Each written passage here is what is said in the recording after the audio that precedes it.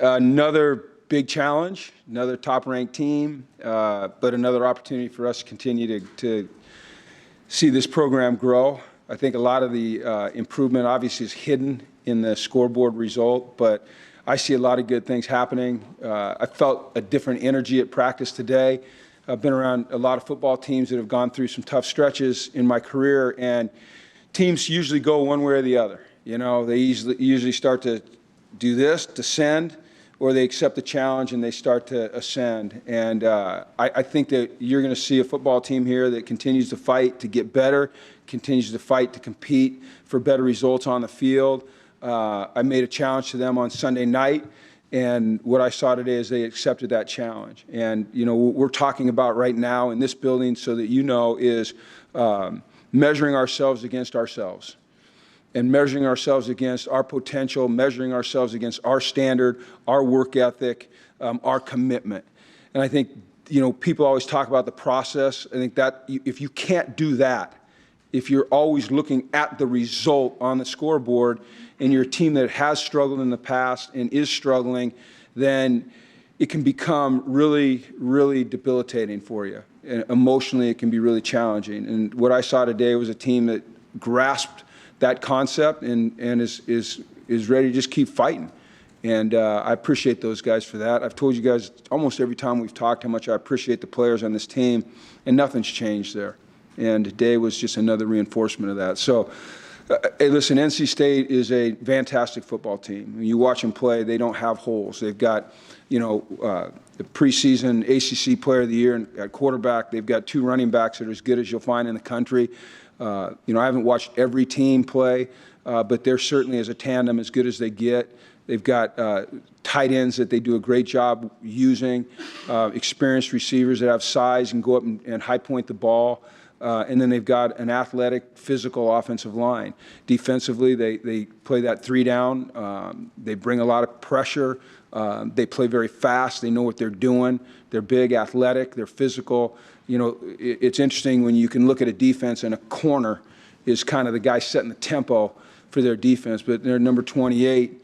I mean, he sets the tempo for that defense the way he plays. And they're fun to watch. I mean, they're a fun team to watch play defense.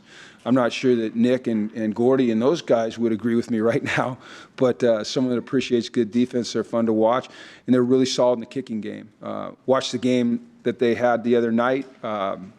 Watched it on the plane, or actually when we landed on my phone. Got to watch the end of it when we got home. That environment, their fans, that crowd, that stadium, it's going to be a great challenge and a great opportunity for us. So we're looking forward to it. Jim, 4 games in, how would you rate your team's tackling, big picture? Up until Saturday, I would have rated it a 6. After Saturday, I would put us well below average. The problem with our tackling on Saturday was losing leverage to the outside, getting on the wrong side of blocks on the perimeter, and not using our inside help, and we missed way too many tackles. You know, we were in a situation on Saturday versus a team with so much speed and size that if we didn't play everything perfect, then we had a chance of getting exposed, and they exposed us a few times. And, you know, we had to leave our feet. When you leave your feet as a tackler, it usually doesn't turn out good. It's something we work at constantly, and we'll keep getting better at. You talked about challenging your team on Sunday night. Where did that kind of, can you go into detail a little bit about what that was all about? Well, just like I said, the challenge is to every single day and everything that we do, whether it's lifting weights or paying attention in meeting, or applying the meetings to the field, or watching the film on your own after practice, or, you know, asking questions, taking great notes, you know, getting to bed on time, eating the right things, hydrating, you know, visualization, you know, all those things is every single day maxing out, you know, maxing out. And not, listen, we're going to prepare for our opponent, and we're going to learn NC State schemes offensively, defensively, in special teams, understand who they like to feature, what they like to do, but we have to start with taking care of ourselves. And that's the challenge. And that's, you know, everyone always talks about, like I said, the process. That's the process. And, you know, in a situation that we are in right now, the most important thing we can do is focus on ourselves and be the best that we can be every single day, and then we will see improvement. Any update on Nate Carter? Nate won't play this week. Nate has a 2+ grade shoulder separation. He had an MRI. It's probably closer to a 3, which is significant. I know Nate will work as hard as he can to get back as quickly as he can, but he will not be available to us this week. Fortunately, we believe Devontae will be. This means that Victor will get a heavy load. It means Rob Burns will get a heavy load. Devontae will get a heavy load. And then, as you guys know, we moved Cam over there last week. He's been meeting with EJ, getting some extra time in on his own. And if he has to play, he'll be ready to play. Injuries are obviously a part of football. Have you ever experienced something like this that you've had on offense? Yeah, unfortunately, yeah. I don't know if it was on offense or defense, but yeah, I've been through phases where you get hurt, and I don't know though that I've ever been in a situation. Well, no, I'm not telling the truth, because I think one year Steve Young got hurt against Tampa, and then Jerry Rice got hurt, and we didn't have either of those guys most of the season. That was pretty significant. But this is challenging, you know. But it's also, you know, like it's an opportunity to grow. You know, we have to develop depth here, right? I mean, we have to develop depth, and so it gives young guys a chance to play, and being thrown into the fire sometimes before they're either physically or emotionally ready, and it helps them grow up. And it can be really ugly, but you know, when you look down the road, you say, okay, this is going to help us. And that's the attitude that I'm trying to take, and I think our team's taking. While we're on injuries, I know you guys are committed to Zion, but just in case injuries happen at the quarterback position, I don't think we've had an update on Tyler. Is he available? Yes. Tyler's available. We brought, as I told you guys, we brought in Brandon. It's hard for me to pronounce his last name. He's a California kid. Actually went to the same high school as my kids, but I didn't know him and they didn't either. So he's been able to come over and work the scout team stuff and do a really good job. So that enables Cale and Tyler to spend time with offense and get the reps that they need. Where before we had him, you know, one of those guys was having to come to the scout team, so they were missing opportunities to learn on the offensive field. So he's been very helpful, and he's challenged our defense. Two areas you have to talk about improvement. I've seen the notes that if penalties, yards are down in only 4 sacks in 4 games. What do you kind of credit those to? Our penalty yards are down? Yeah, well, you're ranked fewest penalties in the nation, ranking 20th. So you're Okay. Well, I mean, I think it goes towards the focus and the discipline of the players.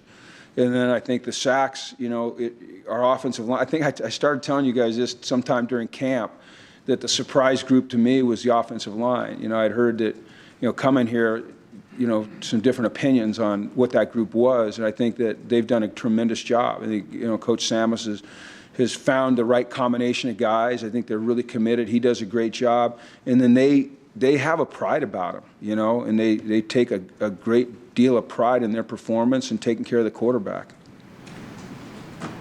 You mentioned Victor's toughness the other day. What are the skills that he brings to the quarterback? Running back? Well, he's explosive and he's fast. You know, I mean, I think didn't he tie or set the Connecticut State record in the 100-meter dash? I think he was like a 10.6 guy, right? That's fast. You know, that's fast. And he's compact and muscular. He's a 200-pound guy. And if you just, you know, saw him walking out on the field, you wouldn't think that. But he's right about 6 foot, right about 200 pounds. He's got good lateral movement, and he can burst. And then when he gets to the open field, he can run. He's got that speed. And I like his mindset, you know. I mean, he's got that Warriors mindset. You know, he's just tough. He's physical. He doesn't care how many snaps he takes. Every one of them, he's going to go full speed. He doesn't get tired. You know, he's not going to let fatigue hold him back. You want guys like that on your team, man. You know, he's going to keep getting better and better and better. These reps are valuable for him. I mean, I don't think any of us expect him to take the snaps that he did versus Michigan, you know, plus return punts. And we didn't return any kickoffs, but he was back there. That's a heavy load for a true freshman, right? To go on the road against a team like that and have that load. And he didn't even flinch. You know, I just think he's a true competitor. And as far as Cam is concerned, did you have it at one point where you were trying to decide offense or defense for him? Or was he always defense? And He just, by Yeah. week, he's in that position now. Yeah. Okay. So in my mind, when we were watching him on film as a high schooler, like you saw skill on both sides of the ball, but the way he moved and kind of his instincts, I liked him as a defensive back. And then his size was more towards what we wanted as a defensive back. You know, I wasn't sure how sturdy he'd be as a running back. But what flipped it for us is that he became our scout team running back the first week of the season because, you know, we were down a little bit of bodies. So he's going against the number one defense every day in practice, and he's doing a good job. And he's taking some shots, and he's fighting, and he's physical. He can catch the ball. And he was equally, you know, efficient in high school on both sides of the ball. So he was the natural guy to move to that position. And it's kind of fun to see him embrace it. You know, I think he's wearing it as a badge of honor, which he should. You know, I mean, he showed us some stuff. He stood out. You know, he did. He stood out. You played a lot of young guys in the fourth quarter on Saturday. Anybody stand out on film? I know Isaiah Davis came up and had a nice stick on him against the run. Yeah, I think that, you know, I said this to you guys after the game. That's not necessarily the situation we want to put young guys in, right? You'd like it flipped so you can get young guys time. But it was what it was. It was an opportunity to get players that we're going to count on this year and in the future snaps against a good opponent. I thought Lee Millette showed up. I thought Donovan Branch showed up. You know, I thought that Isaiah Davis showed up. I thought Dane Shore did a nice job at offensive tackle. Now, you know, we weren't necessarily putting him in situations where he was one-on-one with the best defensive end on their team, but I thought he did a nice job. I thought that Nate Voorhees, I think he had 8 snaps, and he did some good things. You saw their effort, you know, and their energy. Damon Brinson continues to be a guy that we're working in. He's played, you know, significant snaps, and he's going to play more and more. He's just he's a tough dude, and he's an absolute gym rat and football junkie. I mean, you got to kick him out of the office.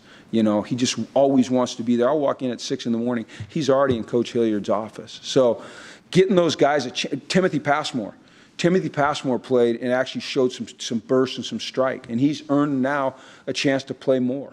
So we're going to get those guys more time. Jim, schedules are made years in advance, obviously, but this is brutal these first couple weeks. What's your philosophy about scheduling with a young team? If you had your way, would you want your guys to go through something like this, or would you kind of have it more? With a young team and a new staff, it would have been wonderful if we could have maybe, you know, ramped it up. But it is what it is, and we're not going to shy away from it. And for me, I would rather look at it as an opportunity, you know, an opportunity to go get better, to challenge ourselves, to see where we are. And when we get through this gauntlet, you know, you're talking about, Utah State was ranked in the top 25 when we played them. Syracuse, I don't know if they're in the top 25, but they should be if they're not. I don't know what the recent poll is. You know, Michigan and then NC State, I think, is 12th, right? So, I mean, that's 4 of our 5 first opponents that are top 25 teams. I don't know if there's another team in the country that has had that schedule. There probably is, but I'm not aware of it, and I haven't searched it out either. So, you know, I'm kind of like, it is what it is. Man, let's just go attack, and I think that's why it's so important that the message comes back to being the best we can be, you know, rather than measuring ourselves against the scoreboard, because it can get out of hand, right? And then it becomes, oh, my God, you know, such a burden. And that's why I love their energy today. So, yeah, would I have preferred maybe a little bit more of a gradual gain into this? But it is what it is, and we'll take it on. You know, like I've told you many times, I love challenges. And this is certainly a challenge. Word came last week that the rent needs some repairs. So just now that you've been around for a while, what are your overall takeaways and your thoughts on what needs to be improved? I have no opinion. I haven't read that. I haven't seen that. I don't have a lot of time to be reading the paper, so I don't know anything about that. That's the first I've heard of it. As a defensive guy, what's your impressions of this defense right now? I mean, you talked about the tackling, but obviously you guys have looked overwhelmed the last 2 games because of the opponents. Inconsistent. That's my takeaway. We haven't found our identity necessarily or the consistency that we need to have to play well. And that always, in my opinion, sometimes people say that and people interpret it as you're taking a shot at the players. It's not. It always starts with the coach putting a player in the position to have the most success and making sure they get enough repetitions doing that they can do it effectively, you know. And we've been inconsistent as we're finding our way. You know, when the old coordinator wasn't here anymore, we had to change some things, you know, we had to make some adjustments, and so that takes a little bit of time. You know, we've moved into a little bit of a different structure. I don't know if you guys noticed on Saturday, but we were playing 4 down linemen. You know, we were playing a true 4-3 at times to get bigger guys on the field. And we'll continue to work that way. We'll still work some 3-down stuff as we continue. You know, Donovan Branch and Nate Voorhees, as they come along, you know, we can move into some 3-down stuff. When we get Colin back, we can move into some more 3-down stuff. But we're a little bit back and forth right now, and still really kind of putting it together. So it's inconsistent. It's not good enough. You talked about the challenge, and you sought out this job, you wanted this job. Now that you've been in it and you've experienced some of those challenges, is it what you expected? Is it more positive, maybe? More positives? Yeah, Yeah, I'd be lying if I didn't say yes. Yeah, I expected more positives. But that's kind of my nature, you know. I'm a glasses half full guy all the time. You know, I've never once lined up to play a game and not thought we were going to win. Never in my life, not once. And I still feel that way. You know, every time we line up, we should win, right? Not necessarily always accurate, but that's the way I'm going to always believe. So yeah, there's been disappointment, but I'm not discouraged at all. And the reason I'm not discouraged is because I get to see these guys sitting in the chairs you're in and the look on their face. I get to see them at practice every day. I get to see them around the building. I know their character. I know what they're made of, and I know how they're weathering this storm, you know? Like, there is nobody that's putting their tail between their leg and running for cover. You know what I mean? Now, if we had a bunch of guys that were doing that, running for cover or settling, then I'd be hugely discouraged. But yeah, disappointed, yeah. Yeah, discouraged, no. More motivated than ever? No, because I'm always motivated. So. Coach, you had a couple special teams miscues against Michigan. Has that been a point of emphasis this week in practice, just kind of cleaning that? Yes. Yeah, it always is. So, yeah, I always shy away from saying a point of emphasis this week because, you know, it's not always what you coach, it's what you emphasize. And there are certain things we emphasize every week. And we put emphasis on the things that hurt us last week. You know, you look at the blocked punt, and they did a nice job of scheming. And we had a singular player that made an error. And the error was a fatal error. You know, it got the kick blocked.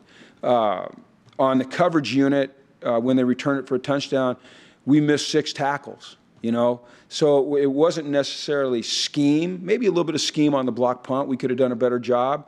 Or I could have called timeout when it looked like, you know, we were in trouble. But it was the missed tackles or the mistakes that bothered me. And yeah, we're always emphasizing that. And the very first thing you do when things like that happen as a coach is you go, okay, did we ask them to do too much? Did we ask them to do the right things? Did we coach it correctly? Did we practice it enough that they could have a great understanding of it? And the obvious answer for me on the block punt is no, because we didn't get it right.